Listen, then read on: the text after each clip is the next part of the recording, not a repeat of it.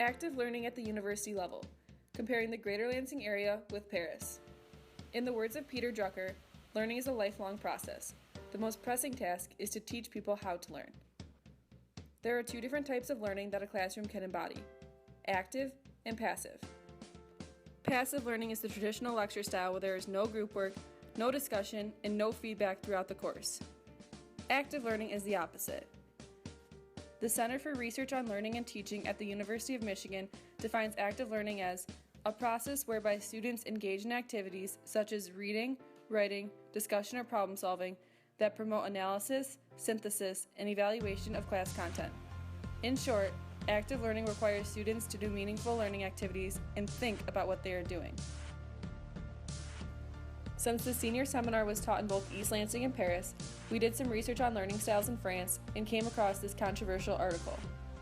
The article, Sit Down and Shut Up, That's the French School Way, discusses Peter Grumble's book analysis of the French education system. The following quote stood out. "But the way children are taught is very much sit down and shut up. Interaction is not encouraged. There's very little sport, very little drama, very little teamwork." Considering this, we proposed a thesis comparing the use of active learning in universities in Paris with those in the Greater Lansing area. Our thesis is that Parisian universities will use less active learning techniques as compared to the universities in the Greater Lansing area. But before we discuss our research project, let's look more into active learning. Educationists have been conducting research on active learning for many years now. Edgar Dale did extensive studies on student retention and came up with this learning pyramid, formerly known as the Cone of Experience. His research found that students retain significantly more information while actively learning as opposed to the low percentages with the passive learning techniques. If you look closely here, the pyramid says that students remember only 10% of what they read and 20% of what they hear. But with active learning techniques such as group work and those that involve physically engaging in the material, students retain 70 to 90% of the information. In fact, this idea of just doing it isn't a new concept. Dating back to 500 BC, Confucius even said, "I hear and I forget, I see and I remember, I do and I understand." The effectiveness of active learning techniques can also be seen from a neurological perspective. A study done at the University of Illinois emphasized the importance of the role that the hippocampus played during active learning. This is significant because the hippocampus is the part of the brain that is responsible for memory. After having subjects memorize what was on a computer monitor by either active or passive techniques, they found the active learning subjects to have significantly better results. The researchers also confirmed these results with brain imaging. As stated in the article, brain imaging by means of fMRI of healthy young subjects engaged in the same active and passive learning tests revealed that hippocampal activity was highest in the active subjects' brains during these tests. Our goal for this research project is to objectively compare active learning in classrooms in Paris and the Greater Lansing area. We will then make a conclusion about which region has more active learning involvement. Our research involves interviewing professors and students to hear what types of active learning they experience, if any, as well as collecting objective data for analysis. For the actual measurement of active learning within each classroom, we did research on different tools that could be used to measure learning styles in an objective manner, and we came across the Teaching Dimensions Observation Protocol, more commonly known as TDOP. So what is TDOP? The Teaching Dimensions Observation Protocol, TDOP, is a descriptive classroom observation protocol that provides robust and nuanced depictions of instructional behavior. In other words, TDOP is a tool that can analyze classrooms and instructional behavior through many different elements. It has been extensively tested and is used by many researchers for objective analysis across all teaching environments. It allows for both quantitative and qualitative measurements using a preset template. It is also a tool that can be used without language being a barrier, which is especially important in our cross-national study. Based on these credentials, our group chose the TDOP as our research tool. The basic form of TDOP, which fit best with our topic, measures instructional practices, student-teacher interactions, and instructional technologies. Each of these three categories have codes for the different types of actions that can be classified as either active or passive learning. For example, SGW stands for Small Group Work under the Student Interaction category.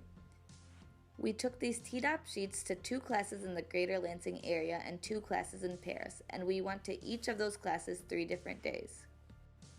To maximize the accuracy of our data, we had the same 2 group members conduct the TDOP each time. These members also had 2 trial classes beforehand to practice the data collection. We observed each class period for 2 hours and split that into 10-minute TDOP intervals. For 10 minutes at a time, we would circle each code that we saw happening. The TDOP is a great tool because solely conducting interviews may provide biased results rather than objective observations. While we were doing research in the United States, we interviewed several students and teachers to get their personal descriptions of what types of active learning they experience or conduct while in their classrooms. Many students mentioned that their professors use group work and technology. Shilpa Sabani, a kinesiology undergrad at Michigan State, told us that many of her professors use iClickers for sporadic assessments during the class period and group work every so often. Dr. Shakar Hill, a professor in the biology department at Michigan State, told us that he especially likes using active learning techniques in his undergraduate classes. He also added that active learning has been effective in increasing student comprehension of the course material. We also used TDOP to observe an undergraduate biology lecture class at Michigan State and an undergraduate biology/lab hybrid course at the Lansing Community College. We observed both of these classes for 2-hour intervals on 3 different days. A few weeks later, and 4,000 miles away, we found ourselves in Paris. While we were here, we interviewed French students and professors to hear what their classroom experiences are like. These students told us that their professors utilize technology, but there isn't a lot of group work. Edouard Fos, a student at École Polytechnique, told us that he believed universities in France use the same amount of technology as American universities. Céline Dali, a language professor at the Cours de Civilisation Française de la Sorbonne, told us that Mais parfois, j'utilise aussi l'enseignement traditionnel face à face. Here, we also used the TDOP while observing 2 different French language courses at Cours de Civilisation Française de la Sorbonne. Because we are also taking a French course at this university, collecting data was easier since we were familiar with the teaching styles and environment. We also observed these classes for 2-hour intervals on 3 separate days. After collecting our TDOP data, it was important to analyze it in an effective and quantifiable manner. In order to calculate the amount of active learning used across all 3 dimensions, each code was identified as either a passive learning technique or an active learning technique.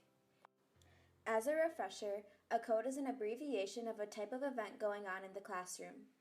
From there, we first counted the number of times a specific code of one dimension was used in one class period. Next, the total number of active learning codes for each dimension was counted for one class period. Then, the average number of active learning codes used for each dimension was measured over 3 class periods for a specific course. The average